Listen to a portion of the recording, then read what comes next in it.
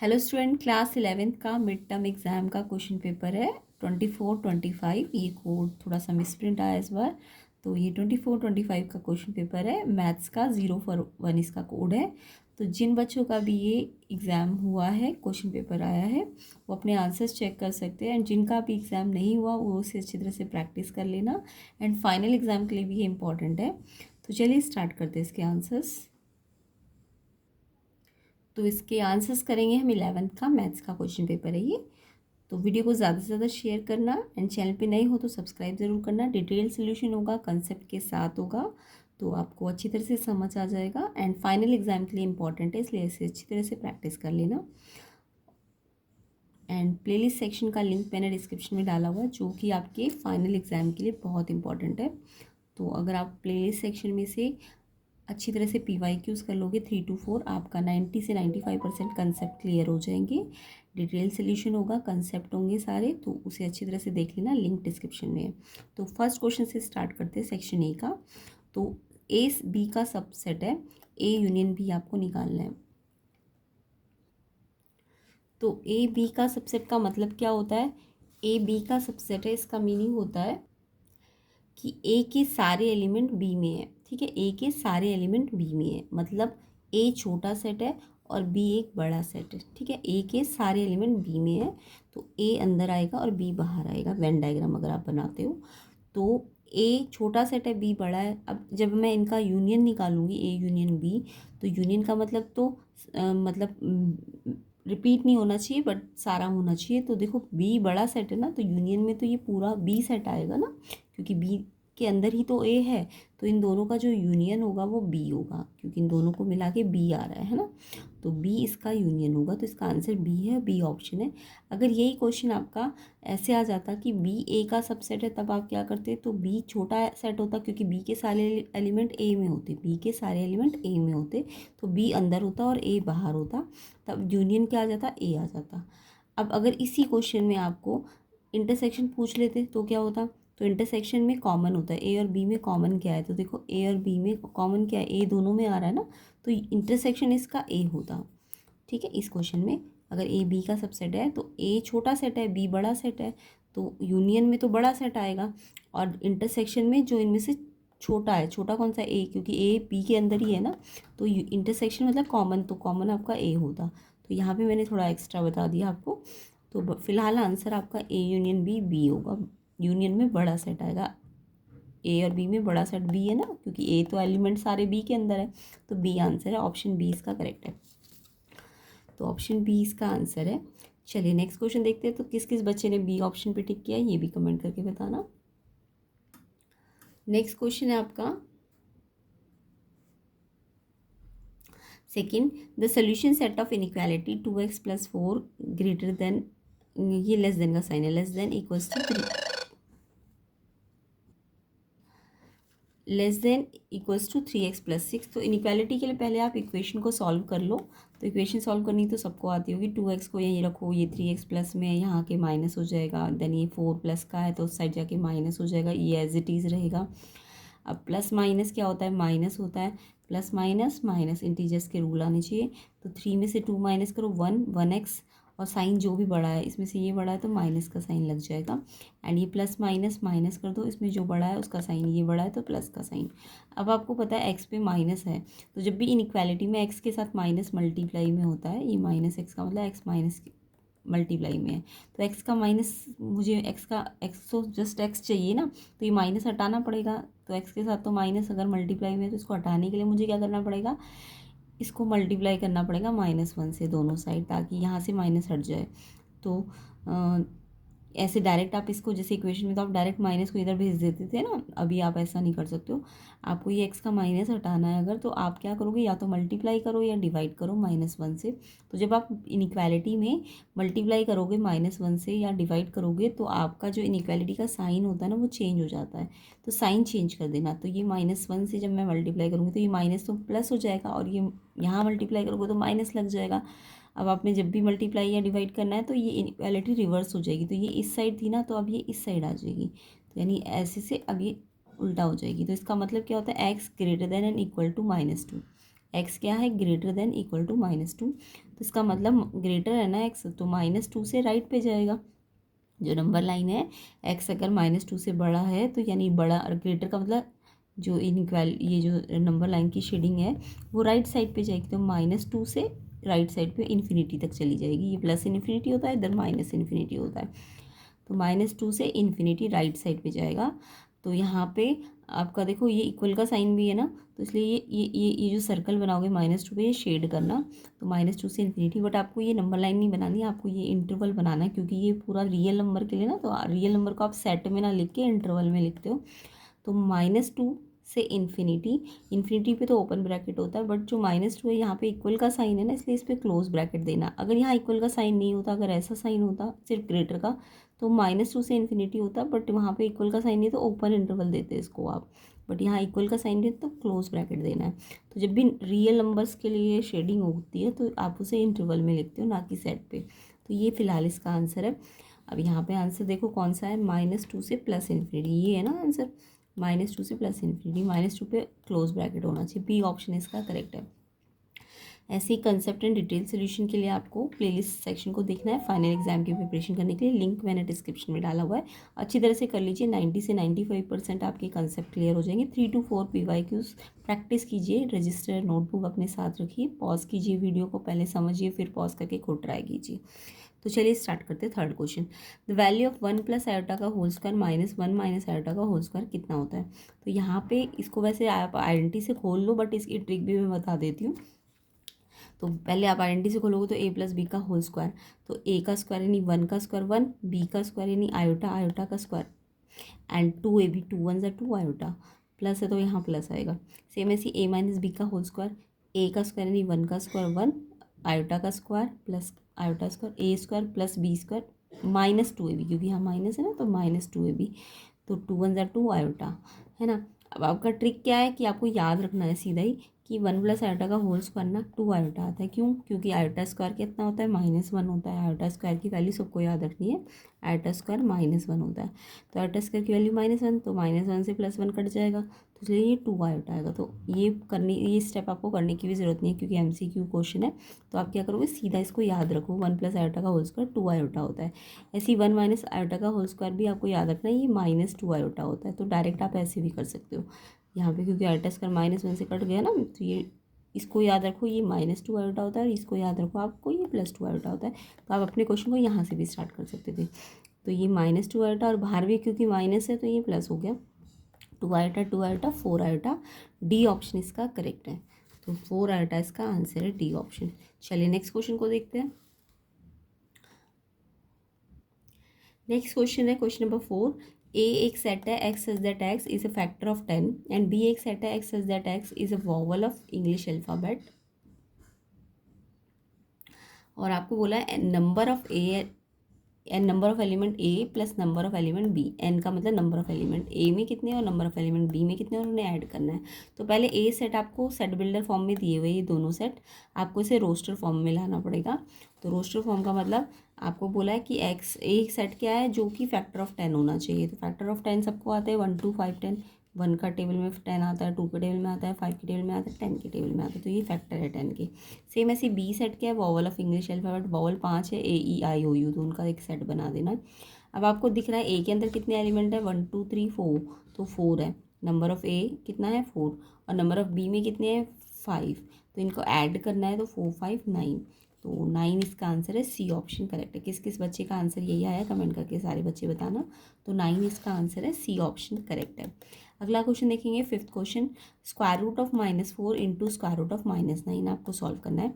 तो देखो यहाँ पे कुछ बच्चे ऐसे कर सकते हैं कि स्क्वायर रूट दोनों में है और मल्टीप्लाई है, तो आप क्या करोगे कि इस पे स्क्वायर रूट ऐसे एक बार लगा के इसको अंदर मल्टीप्लाई कर दोगे, और फिर माइनस से माइनस कहोगे प्लस हो गया, तो 4 9 जा 36, क्योंकि माइनस माइनस मल्टीप्लाई में प्लस हो जाता है। तो 36 का आंसर, इस हिसाब से आप आंसर √36 का मतलब प्लस माइनस दोनों में अपना आंसर लेके आओगे, है ना, प्लस में भी और माइनस में भी। बट यहाँ पे ऑप्शन मेरा या तो 6 है या -6 है, दोनों आंसर तो है नहीं। तो जब भी आपको रूट के अंदर अगर सिंगल माइनस दिखे ना, तो आपको इस तरीके से नहीं करना, फिर ये तरीका गलत हो जाएगा, ये वाले तरीके से करना पड़ेगा। तो देखो स्क्वायर रूट -4 को आप कैसे लिख सकते हो, देखो ये -4 है, इसका मतलब 4 × -1 है ना, 4 × -1 है। तो ये -1, ये जो रूट है स्क्वायर रूट, ये 4 पे भी है और -1 पे भी है। तो अगर ये 4 पे स्क्वायर रूट है और -1 पे भी है तो ये यानी इनको मैंने अलग अलग लिख दिया, ऐसे इसको भी कर दो। अब ये रूट -1 की वैल्यू आपको याद रखनी है, ये होती है आयोटा, रूट -1 आयोटा होता है। ये किस इक्वेशन से आता है, इक्वेशन भी पूछ सकते हैं कई बार, ये इस इक्वेशन से आता है। ये वाली जो क्वाड्रेटिक इक्वेशन है ना, इसमें जो एक्स का सोल्यूशन होता है वो रूट -1 आता है और वो आयोटा देता है।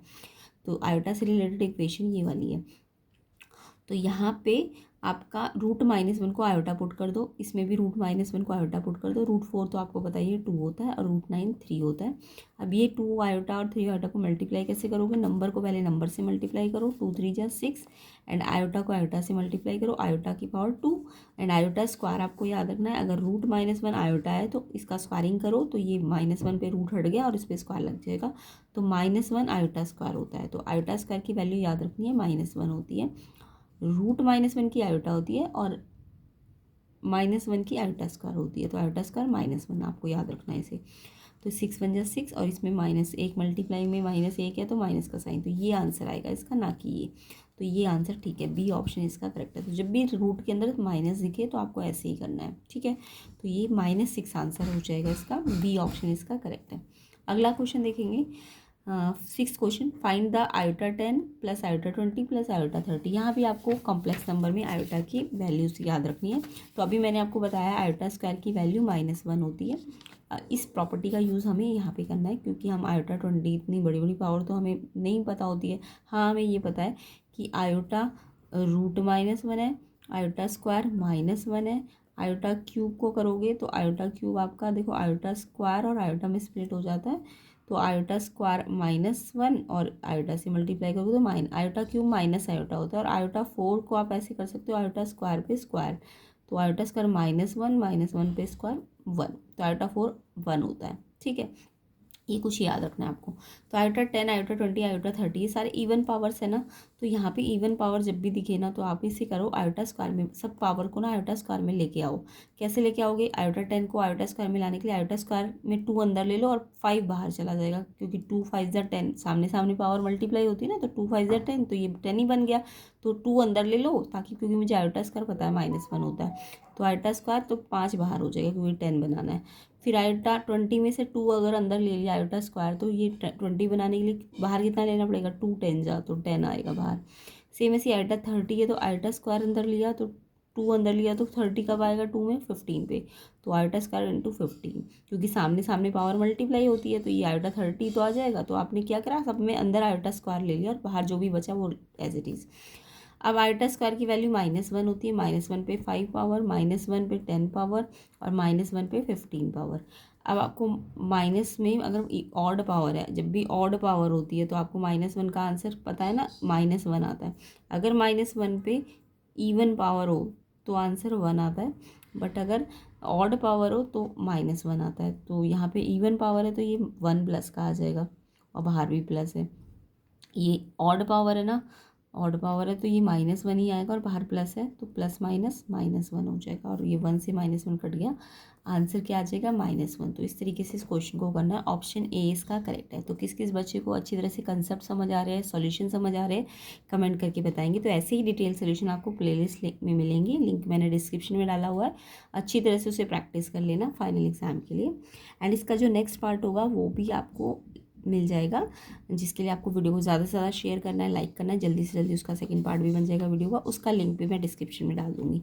चलिए 7th क्वेश्चन, ये मैंने एग्ज़ाम से जस्ट एग्ज़ाम की एक इवनिंग पहले ही कराया था ये वाला क्वेश्चन। वैसे तो सारे क्वेश्चन करा रखे हैं, बट ये तो मैंने इवनिंग में ही कराया था, एज इट इज़ आ गया ये क्वेश्चन।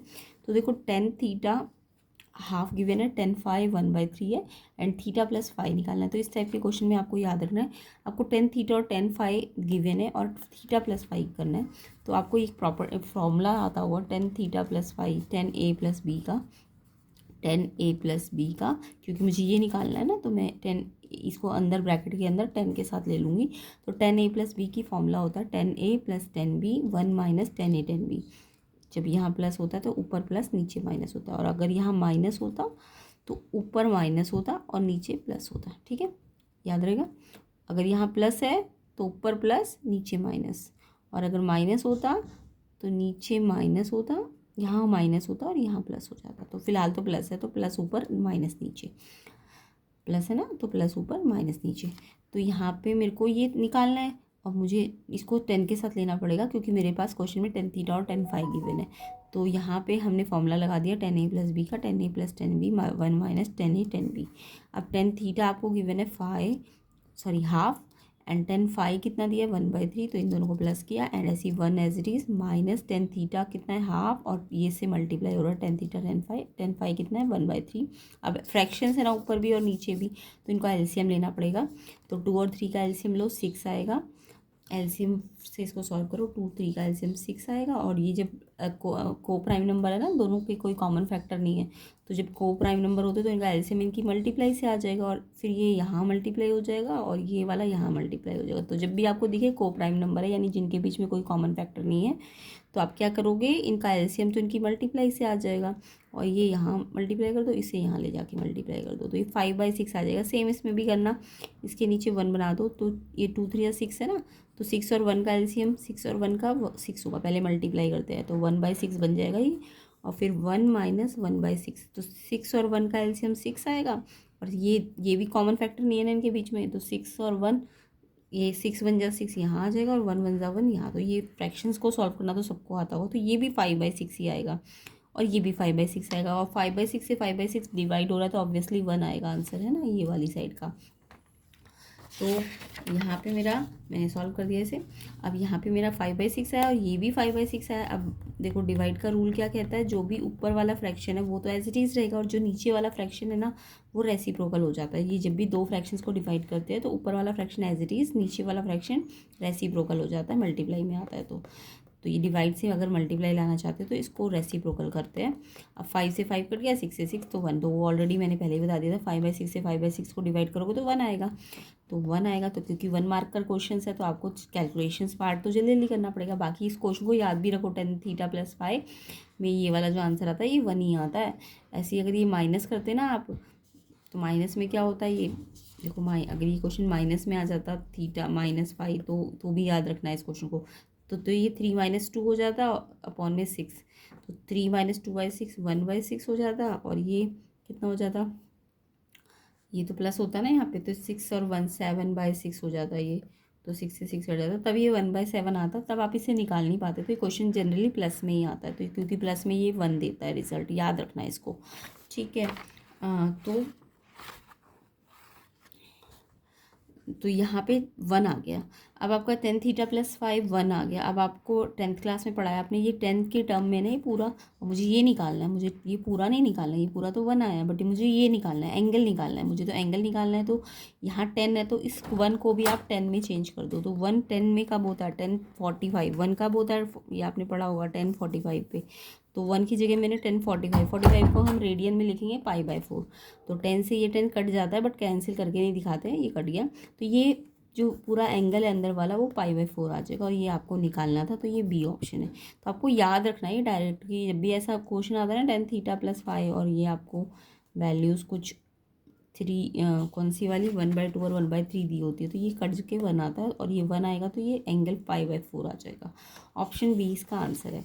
तो ऑप्शन बी इसका करेक्ट आंसर है। नेक्स्ट क्वेश्चन देखेंगे, angle between minute and hour hand of a clock at 8:30 पे मिनट और आवर के बीच में कितना एंगल होगा।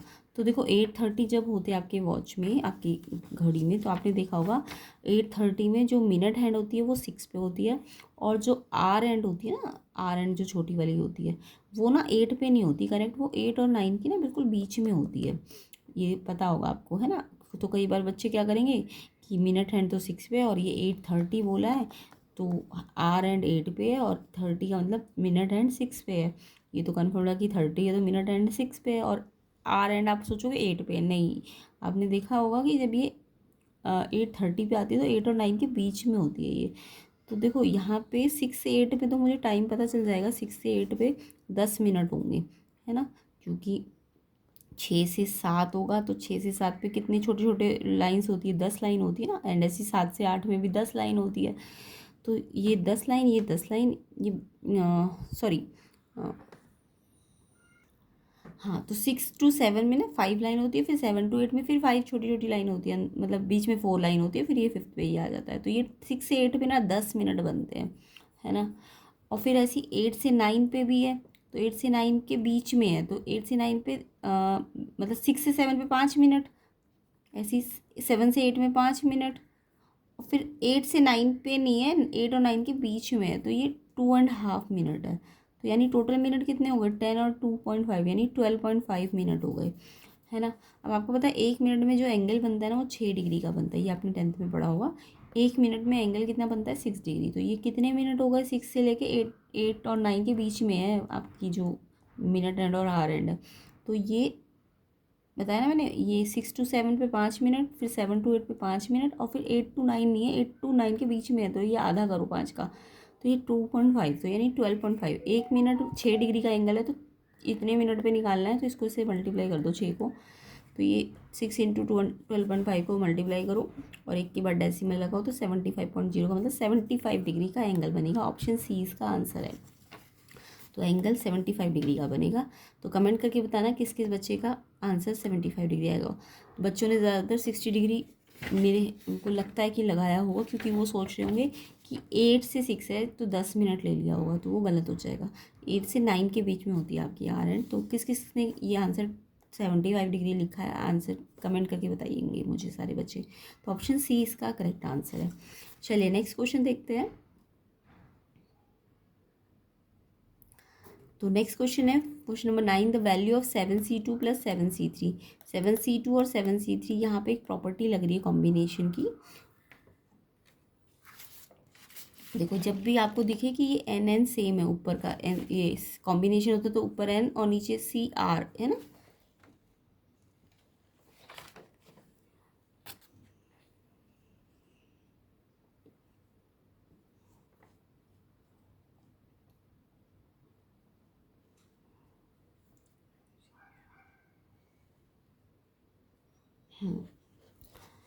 तो एन सी आर, और उसमें आपको कंडीशन मैंने पहले भी बताया थी, इससे प्रीवियस वीडियो जो मैंने बनाई थी।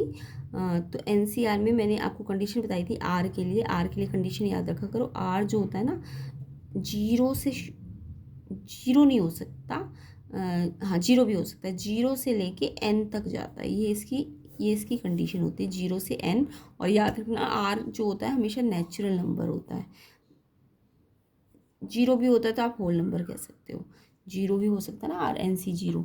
तो 0 से n और होल नंबर होगा। होल नंबर का मतलब फ्रैक्शंस नहीं हो सकता। आर जो होता है होल नंबर होता है। 0 1 2 3 से लेके एंड कहाँ तक होगा, n तक होगा, n से बड़ा नहीं हो सकता। और n भी कितना होगा, n आपका 0 नहीं हो सकता, n आपका नेचुरल नंबर होगा, 1 से शुरू होगा, 1 2 3। तो n 1 नेचुरल नंबर होता है। और r जो होता है 0 से n के बीच में होता है, और 0 भी हो सकता है और n भी हो सकता है। तो r होल नंबर होगा और n तक होगा, ठीक है। तो ये कंडीशन भी आपको याद रखनी होती है। तो ये प्रॉपर्टी कौन सी बन रही है, देखो एन सी आर, फिर से n आ गया ना, देखो n यहाँ भी 7 है, यहाँ भी 7 है, तो इसको मैं एन सी आर बोल रही हूँ। तो ये एन सी आर नहीं है, ये आर से एक नेक्स्ट है, तो ये प्रॉपर्टी बन रही है N C R plus N C R plus 1। N तो दोनों का सेम है, बट ये इसका कॉन्जिक्यूटिव आ रहा है, तो ये आर है, तो ये R+1 है। तो इसकी प्रॉपर्टी आपको याद रखनी है, कॉम्बिनेशन की थोड़ी बहुत प्रॉपर्टी याद रखा करो। जैसे एक प्रॉपर्टी बता देती हूँ, NCN अगर आ जाए तो वो 1 होता है, ऐसी NC0 भी 1 होता है। NCN 1 होता है, जितना यहाँ हो नीचे भी वही हो, यानी R जब N के बराबर हो तो आपका 1 आंसर आता है, या R 0 के बराबर हो तो भी आपका 1 आता है। ऐसी ये भी प्रॉपर्टी लगती है। तो यहाँ पे क्या होता है, NN है ना, तो यहाँ पे N+1 हो जाता है, और यहाँ पे ये वाला आ जाता है R+1। तो ये प्रॉपर्टी लगानी है आपको। तो 7 है ना N, तो यहाँ पे 7+1 यानी 8 हो जाएगा, और ये वाला लेना है, तो ये 3। तो ये आंसर होगा ऑप्शन बी। तो ये प्रॉपर्टीज़ आपको याद रखनी है। तो इसका आंसर 8C3B ऑप्शन आ जाएगा। नेक्स्ट क्वेश्चन देखिए, हाउ मेनी वर्ड्स विद और without meaning can be formed using all the letter of the word India. India है, इनसे विद और विदाउट मीनिंग कितने वर्ड बनाए जा सकते हैं। तो इंडिया में आपको दिख रहा है आई रिपीट हो रहा है ना, तो जब भी कोई भी वर्ड में कोई लेटर रिपीट हो रहा हो तो आपको क्या करना होता है, आई 2 बार आ रहा है तो आपको टोटल लेटर कितने हैं, 1 2 3 4 5, तो 5 तो फैक्टोरियल ऊपर लेना है, और जो रिपीटेड लेटर्स है उनका फैक्टोरियल आई रिपीटेड है ना, 2 बार आया है, तो इसका फैक्टोरियल 2 नीचे अलग से लेना है। बाकी तो सारे सिंगल सिंगल है, बट ये रिपीटेड है तो इसका जो रिपीटेड वाले फैक्टोरियल है वो नीचे लेने होते हैं। तो फैक्टोरियल 5 का मतलब 5 4 3, देखो फैक्टोरियल जब भी लगाओ तो इसका मतलब 5 को कहाँ तक मल्टीप्लाई पे, ऐसे 5 4 3 2 1 तक ले जाते हैं। जब भी किसी नंबर पे फैक्टोरियल लगाओ तो उसका 5 4 3 2 1 तक इसे लेके जाते हैं मल्टीप्लाई। या फिर आप इसको चाहो तो पूरा ना ले जाके कहीं बीच में फैक्टोरियल पे रोक सकते हो, जैसे आप 5 फैक्टोरियल 4 पे भी रोक सकते हो, या फिर आप 4 तक लेके इसको फैक्टोरियल 3 पे रोक दो, या फैक्टोरियल 2 पे रोक दो। तो वो कंडीशन पे डिपेंड करेगा नीचे क्या है, कौन सा फैक्टोरियल है। तो मैंने क्या किया, 5 4 3 पे रोक दिया क्योंकि मेरे को नीचे फैक्टोरियल 2 दिख रहा है, तो मैंने इसे 5 4 3 फैक्टोरियल 2 पे छोड़ दिया, क्योंकि फैक्टोरियल 2 भी 2 इंटू 1 ही आएगा। तो मैंने इसे पूरा ना खोल के इसे छोड़ दिया, तो ये कट गया। तो 5 4 जस्ट 23 है, 60 आंसर आ जाएगा। ऑप्शन 20 का करेक्ट आंसर। ठीक है, तो जब भी रिपीटेड दिखे तो आपको ऊपर टोटल फैक्टोरियल लेने हैं, और नीचे जो रिपीटेड वाले लेटर्स हैं उन्हें उनके फैक्टोरियल्स लेने पड़ेंगे। Next question number 11, 5a 2a plus B, ये एक ऑर्डर्ड पेयर है, ये भी एक ऑर्डर्ड पेयर है। जब 2 ऑर्डर्ड पेयर इक्वल हो तो उसका मतलब इसका x वाला x के इक्वल और y वाला y के इक्वल करना होता है, तो इससे a b आ जाएगा। तो मेरे पास ये ऑर्डर्ड पेयर का सेट, ऑर्डर्ड पेयर है ना ब्रैकेट में, तो ऑर्डर्ड पेयर है, कॉमा लगा है, ऑर्डर्ड पेयर है ये। तो ये वाला ये x है और ये y है, ऐसे इसका ये x है और ये y है, तो ये x के बराबर कर दो, ऐसे ये वाला y के बराबर कर दो। तो 5a b है, तो यहाँ पे b आया है ना, तो b की जगह मैं क्या रख सकती हूँ, 5a। तो यहाँ से 2a 5a 7a 35, तो a निकालना, तो ये मल्टीप्लाई हो रहा है ना, तो ये डिवाइड में चला गया, तो a की वैल्यू 5 आ जाएगी, और a की वैल्यू मिल गई तो इसमें रख दो, तो b की आ जाएगी 5 इंटू a कितना है 5 है ना, और b कितना आ जाएगा 5 5 जा 25। अब आपको a प्लस b निकालना है, तो a 5 आया और b आपका 25 आया, 30 आंसर है। किस किस बच्चे का आया कमेंट करके बताएंगे। सी ऑप्शन इसका सही है, इजी सा क्वेश्चन था ये तो। नेक्स्ट क्वेश्चन देखो, नंबर एक सेट में कितने हैं, ए सेट में नंबर ऑफ एलिमेंट 3 है, बी सेट में आपको बनाना पड़ेगा पहले बी सेट, फिर आपको इसके नंबर मिलेंगे। तो ए के तो मुझे नंबर ऑफ एलिमेंट दे रखे, बी आपको सेट बिल्डर फॉर्म में दिया, उसको आप पहले रोस्टर में लेके आओ, फिर इसके बी के एलिमेंट मिल जाएंगे। उसके बाद number of element A cross B में पूछा है, तो यहाँ पे आपको पहले बी सेट को रोस्टर फॉर्म में लाना है। देखो क्या बोल रहा है, एक्स क्या है 4, और 4 से लेस है और इक्वल है तो 4 भी इंक्लूडेड है, और 4 से लेस है, साथ में होल नंबर है, तो 4 के इक्वल और उससे कम, तो 4 होल नंबर 0 से शुरू होते हैं ना, तो 0 1 2 3 4 तक लेके जाओ, क्योंकि इक्वल भी लगा है ना 4 पे। अगर इक्वल नहीं होता 4 पे तो आप 3 तक ही लेके जाओगे, बट 4 पे इक्वल का साइन है तो 4 भी इंक्लूडेड करोगे। तो होल नंबर बोला है तो 0 से स्टार्ट करो, और 4 से कम बोला है तो 4 3 2 1 0 तक रोक दो। ठीक है, अगर 4 से ज़्यादा बोलते हैं, मान लो x is that equal to 4 के इक्वल भी, तो 4 5 6 ऐसे करके ना ये वाला सेट तो फिर इनफाइनाइट चला जाता। फिलहाल इनफाइनाइट नहीं, हमें ए क्रॉस बी निकालना है, तो हमें फाइनाइट सेट इवन होगा, तो हमें लेस का साइन लगा है, तो हम 4 3 2 1 0 तक ले जाएंगे, होल नंबर है तो 0 तक रोक देंगे। ठीक है, अब यहाँ पे मेरे को एलिमेंट मिल गए 1 2 3 4 5 है बी के अंदर, और आपको इसके ए क्रॉस बी के अंदर कितने एलिमेंट है वो निकालने हैं। तो जब भी ए क्रॉस बी के अंदर नंबर ऑफ एलिमेंट पूछेंगे तो आपको ए के एलिमेंट और बी के एलिमेंट को मल्टीप्लाई करना है। तो ए के एलिमेंट 3 है, बी के एलिमेंट 5 है, तो 3 5 है 15।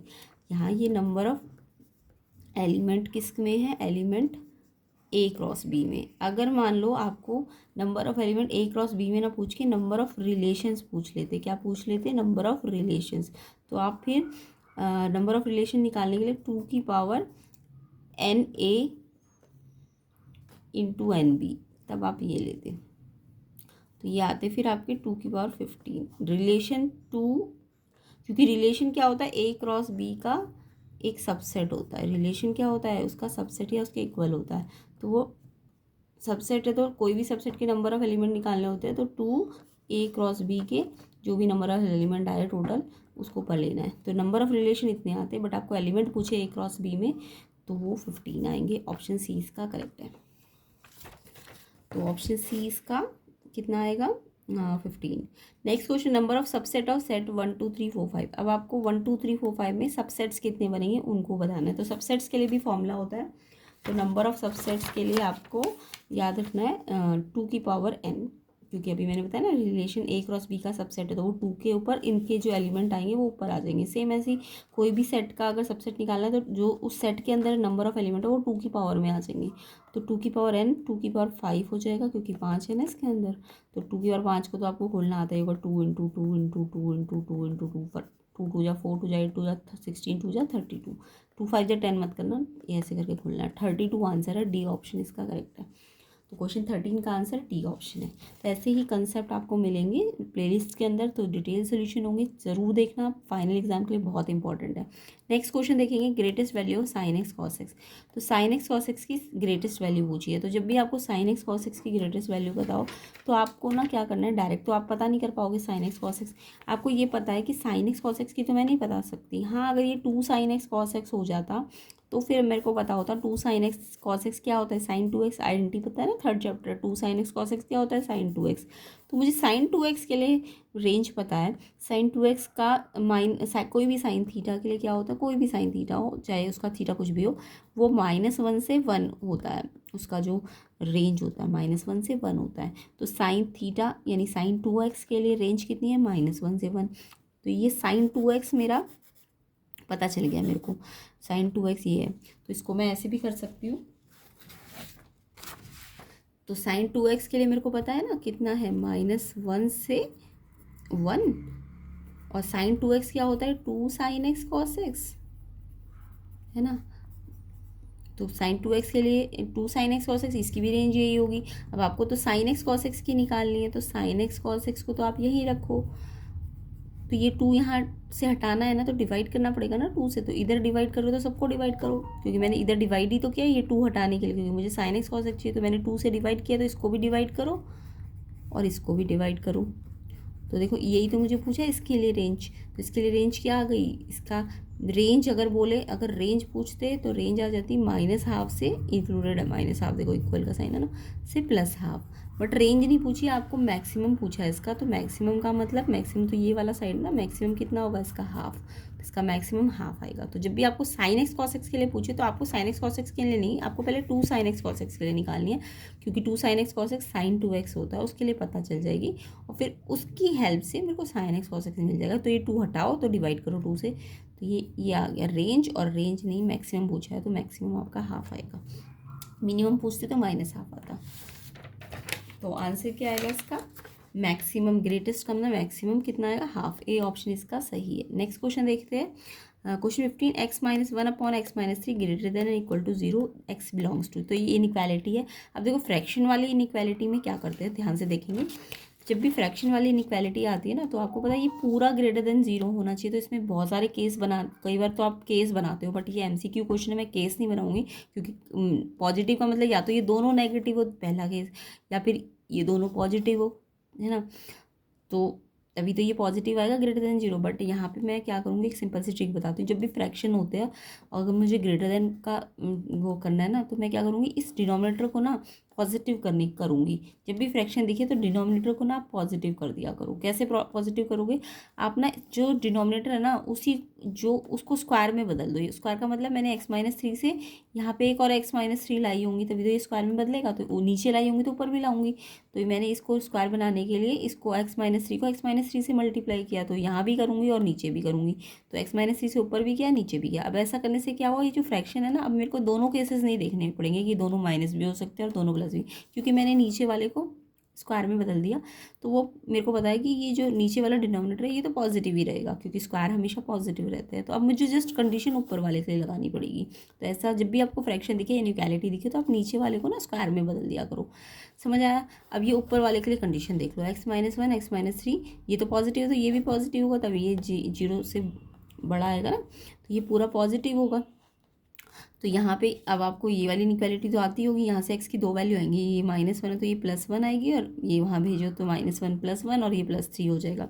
1 3 को आप नंबर लाइन में ऐसे प्लॉट कर लिया करो। तो 1 3 -∞ से इन्फिनिटी के बीच में 1 लेफ्ट में होगा और 3 राइट में होगा, क्योंकि 3 बड़ा है ना। अब आपको पता है कि अगर आपने 1 से -∞ के बीच में कोई नंबर रखा इसके अंदर, तो 1 से -∞ का मतलब मैं 0 रख सकती हूँ, -1 भी रख सकती हूँ। तो 0 रखते हैं इसमें, तो 0 - 1, 0 - 1 देखो -1 मिलेगा, जीरो -1 करूँगी तो -1 मिलेगा, माइनस का मतलब साइन आएगा।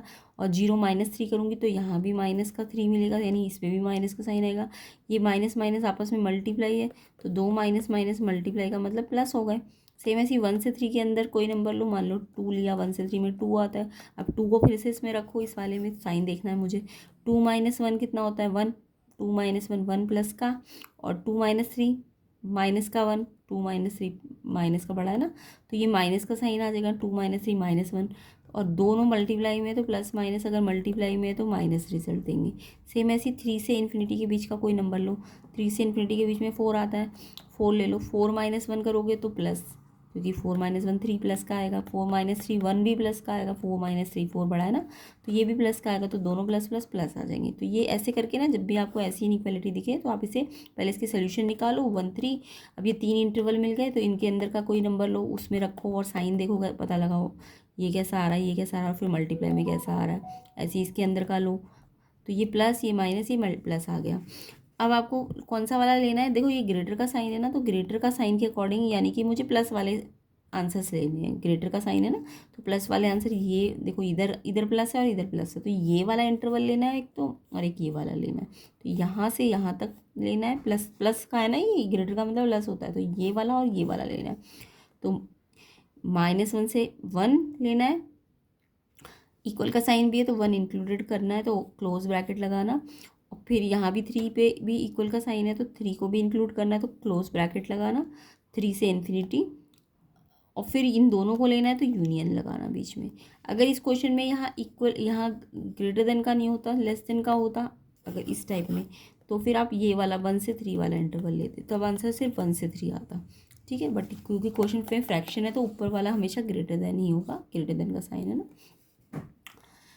वैसे तो लेस का भी हो सकता था, हाँ इसे पॉजिटिव करना आप, तो इसको स्क्वायर बना के ये पॉजिटिव हो जाएगा, तो फिर ये जो साइन है सिर्फ इस ऊपर वाले के लिए मैटर करेगा। और फिर यहाँ ग्रेटर का है तो इसलिए मुझे ये प्लस वाले लेने, ये वाला और ये वाला।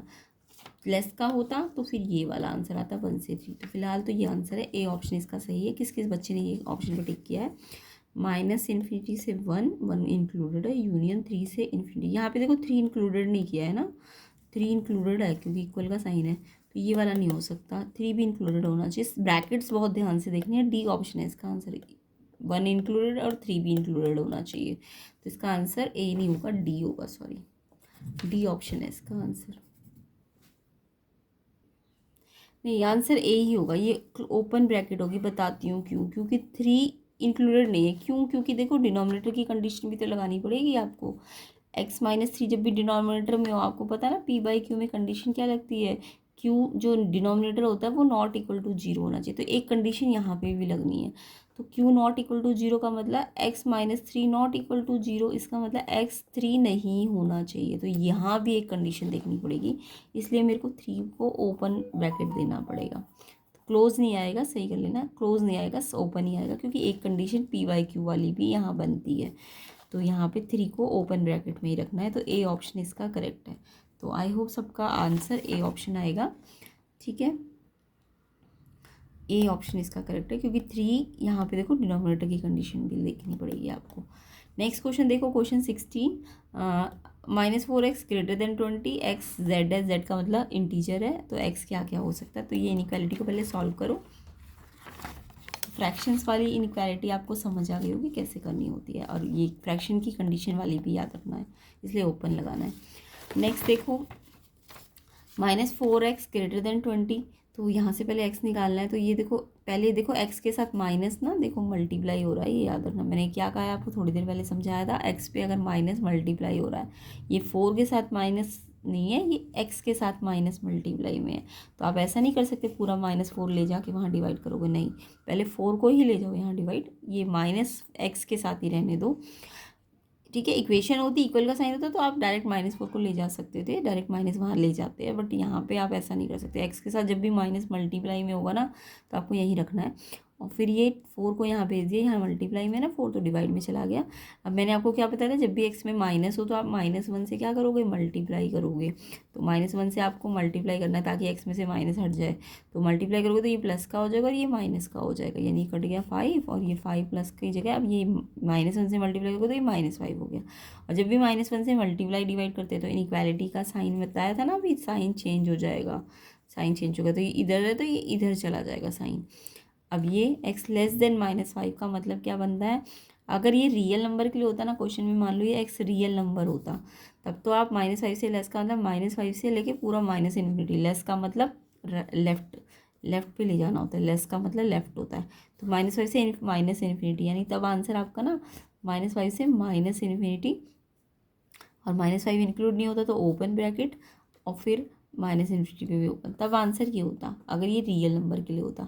बट ये रियल नंबर के लिए नहीं है, तो यहाँ पे ना इंटीजर्स बोला है, तो -5 से लेस वाले इंटीजर्स लेने हैं आपको, ये लेना है। -5 से लेस बोला है तो ये -5 से सारे -इन्फिनिटी के अंदर जस्ट इंटीजर्स लेने हैं, रियल नंबर के लिए नहीं है। रियल नंबर होता तो इंटरवल बनाते हैं, बट यहाँ पे इंटीजर्स लेने हैं। तो -5 से लेस बोला, इक्वल का साइन तो नहीं है, अगर इक्वल का साइन होता तो ये भी इंक्लूड करते, बट अभी ये इंक्लूड नहीं करना। -6 लेना है, -7, -8, ये इंटीजर्स है ना, और भी बहुत सारे इंटीजर्स आएंगे।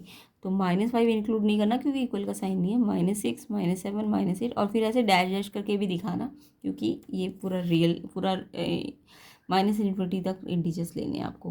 तो ये आंसर आपका डी ऑप्शन है, -6, -7, -8। देखो ये क्यों नहीं है, क्योंकि इसमें -5 इंक्लूड कर दिया, जबकि यहाँ इक्वल का साइन है, इंक्लूडेड का थोड़ी ना है।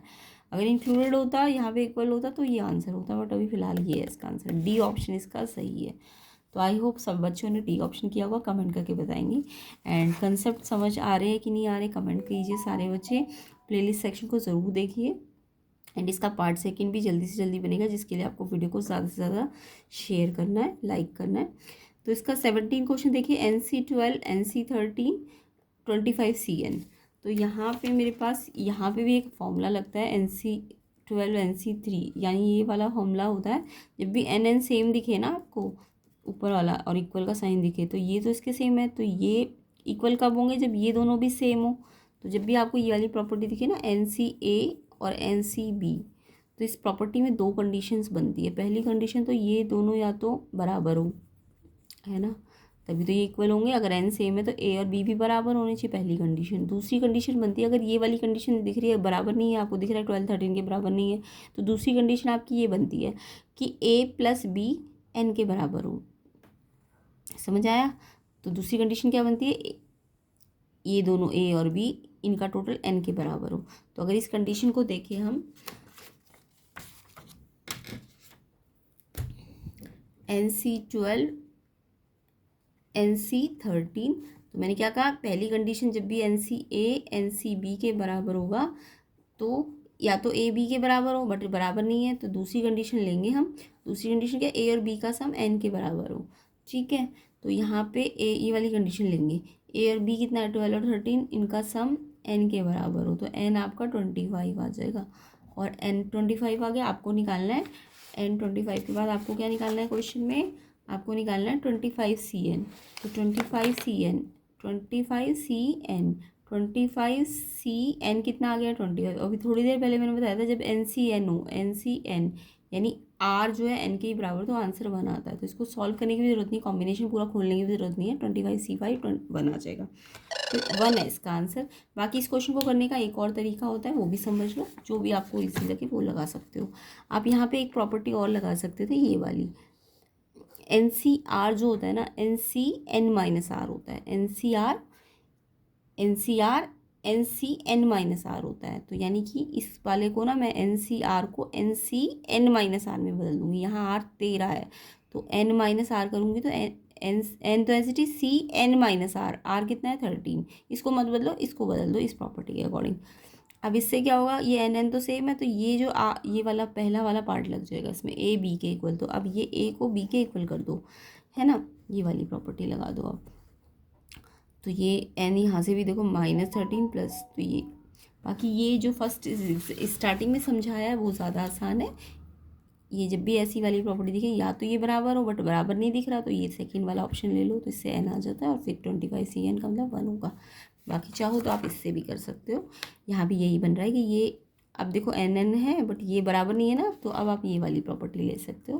तो ये 25 आ जाएगा और 25C एंड 25C5 1 होता है। या फिर आप कॉम्बिनेशन को फॉर्मूले को खोलो, पहले इसका फैक्टोरियल फिर इसका फैक्टोरियल और फिर इसमें से इसको माइनस करने का भी फैक्टोरियल आता है। तो ये देखो ये कट गया, ये 0 फैक्टोरियल बनेगा, 0 फैक्टोरियल भी 1 होता है, याद रखना फैक्टोरियल 0 भी कितना होता है 1 होता है। तो ये फैक्टोरियल 0 भी 1, ये भी कट गया तो 1 आंसर आ जाएगा।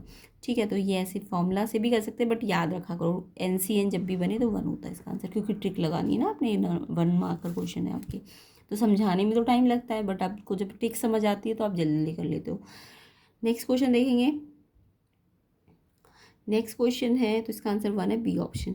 The number of ways in which 6 letter can be posted in 3 post boxes. कितने तरीके जिससे 6 लेटर्स को मैं 3 पोस्ट बॉक्सेस में क्या कर सकती हूँ, पोस्ट कर सकती हूँ। तो 6 लेटर और 3 पोस्ट बॉक्सेस है। तो यहाँ पे इसको करने का तरीका है आपका,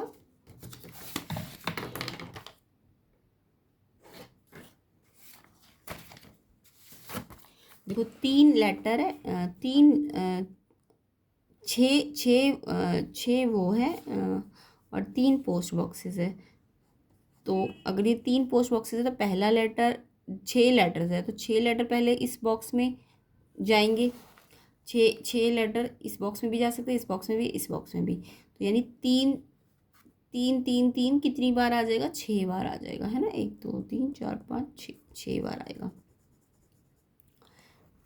यानी कि इन 3 की पहली कंडीशन है पहला लेटर तो 3 बार तरीके से, फिर दूसरा लेटर वो भी 3 तरीके से, फिर तीसरा लेटर, तो ऐसे करके 3 3 3 6 बार आ जाएगा। तो ये 3 की पावर 6 आ जाएगा। ऑप्शन बी इसका करेक्ट आंसर है, 3 की पावर 6। नेक्स्ट क्वेश्चन देखेंगे, एजर्शन रीजंस है। तो यहाँ पे एजर्शन है द सेट ए के लिए कंडीशन दी है, ये आपकी सेट बिल्डर फॉर्म है कि एक्स जो है 5 से 9 है बट 5 9 इंक्लूडेड नहीं है, इक्वल का साइन नहीं है और ये एक फाइनाइट सेट है। तो देखो एक्स 5 से 9 है ना, तो इसका मतलब और रियल नंबर बोल दिया तो 5 से 9, इसको मैं ऐसे बना देती हूँ -∞ से +∞, 5 और 9 राइट पे क्योंकि राइट बड़ा होता है। तो 5 से 9 रियल नंबर के लिए ना मैं शेडिंग कर सकती हूँ। तो 5 इंक्लूडेड नहीं है, 9 भी इंक्लूडेड नहीं है और ये सारा इसके अंदर का लेना है आपको। तो 5 से 9, तो ये जब भी रियल नंबर के लिए होता है ना तो आपको सेट नहीं बनाना होता है, इंटरवल बनाना होता है। तो 5 से 9 और ये ओपन इंटरवल लगेगा क्योंकि इंक्लूडेड नहीं है, इक्वल का साइन नहीं है ना दोनों में। तो ये ए 5 से 9 और जब भी रियल नंबर बोल रहे हैं तो रियल नंबर कभी भी फाइनाइट नहीं होता, उसके अंदर तो बहुत सारे छोटे छोटे फ्रैक्शंस भी आएंगे ना अंदर। तो ये रियल नंबर के लिए जब भी बोले ना तो इनफाइनाइट सेट होता है, फाइनाइट नहीं होता फिर, क्योंकि बहुत सारे अंदर छोटे छोटे नंबर आएंगे, इनफाइनाइट सेट होता है। रियल नंबर वैसे ही बोल दिया तो ये रियल नंबर का मतलब ये इनफाइनाइट सेट है क्योंकि इंटरवल में लिखा जाएगा ये। तो इसका मतलब 5 9 नहीं है, 5 से 9 तक सारे नंबर है। इंटरवल का मतलब यही होता है ना। तो जी रियल नंबर के लिए जब भी होता है हम सेट नहीं बनाते, हम इंटरवल बनाते हैं। तो ये ओपन इंटरवल बनेगा। तो ये रियल के नाम से ही मुझे पता चल गया इनफाइनाइट है, तो एजर्शन तो बिल्कुल गलत है। रीज़न देखो, फाइनाइट सेट में फाइनाइट नंबर ऑफ एलिमेंट होते हैं। यस, फाइनाइट सेट में हमें एलिमेंट के नंबर काउंट कर सकते हो, तो बिल्कुल ठीक है रीज़न। एजर्शन गलत, रीज़न ठीक, तो ऑप्शन डी आंसर है। एजर्शन गलत है और रीज़न सही है, ऑप्शन डी इसका आंसर है। नेक्स्ट क्वेश्चन देखेंगे। एजर्शन है domain of F x x-3/4 - x r-4।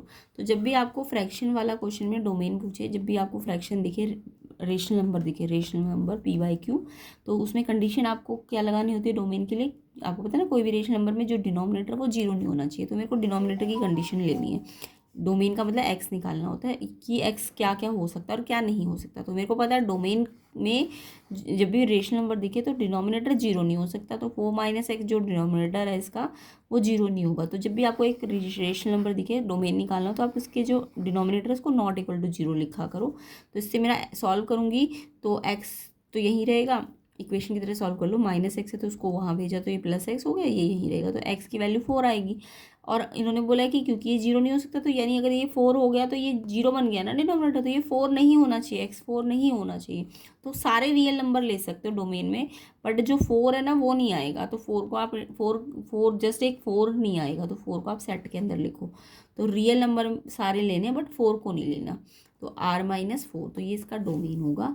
r-4, बिल्कुल ठीक है, डोमेन इसका r-4 आएगा, रियल नंबर में से 4 को हटाना है बस।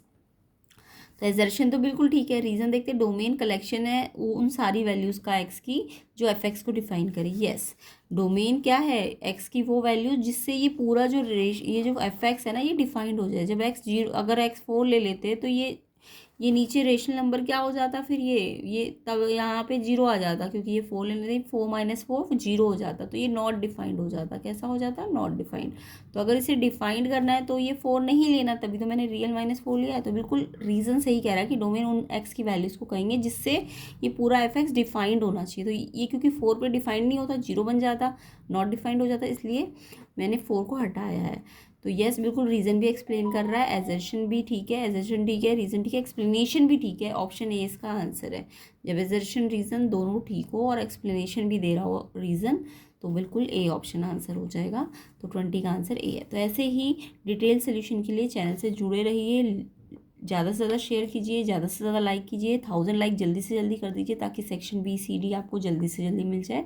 तो 1000 लाइक जल्दी जल्दी करेंगे सारे बच्चे, ताकि मोटिवेशन मिले और जल्दी जल्दी आपको इनके सोल्यूशंस मिले। प्लेलिस्ट का लिंक मैंने डिस्क्रिप्शन में डाला है, बार बार कह रही हूँ, अच्छी तरह से उसे फाइनल एग्जाम के लिए प्रिपेयर कर लीजिए, ठीक है।